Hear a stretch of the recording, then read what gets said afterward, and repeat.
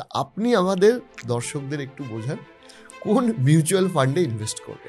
মানে এটা প্রতিনিয়ত আসতে থাকে। আচ্ছা, কোথায় ইনভেস্ট করব? যে সাহেব আপনি যে জানতে চাইলেন যে কোন মিউচুয়াল ফান্ডে ইনভেস্ট করব, এই দিকে তিনি একটা ফান্ড নিয়ে ভাবনা চিন্তা করছেন। কেন? এর পিছনে অন্য কোনো কারণ না। কারণটা হচ্ছে একটা মাহল তৈরি হয়েছে, একটা এনভায়রনমেন্ট তৈরি হয়েছে যেখানে সবাই মিউচুয়াল ফান্ডে ইনভেস্ট করব, শেয়ারে ইনভেস্ট করব, বাট কেন করব সেটাকে নিয়ে প্ল্যান করা হচ্ছে না। তো এইবারে আমি যে মানে যেটা আমি বলতে চাইলাম যে আমি যখনই তাদেরকে জিজ্ঞেস করছি যে আপনার গোল কি, সে তখন আকাশ কুসুম চিন্তা করছেন। আমার আবারও একই প্রশ্ন যে আপনার কবে কোন টাকাটা লাগবে।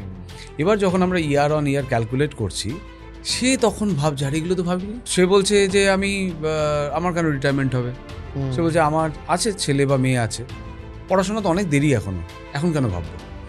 তাকেই আমি ওটাই ভাবাতে মানে চেষ্টা করছি যে আপনার ওই সময় কত টাকা লাগবে সেটা ক্যালকুলেশন করুন, করে এবার আমি আপনাকে বলবো যে যদি শর্ট টার্ম হয় তাহলে কি কি ধরনের ফান্ড হওয়া উচিত, যদি মিড টার্ম হয়, লং টার্ম হয়, অ্যাকর্ডিংলি আপনি চেঞ্জ করুন। করে এইবারে আমি তাকে বলছি যে আপনার এই ধরনের মিউচুয়াল ফান্ডে যাওয়া উচিত।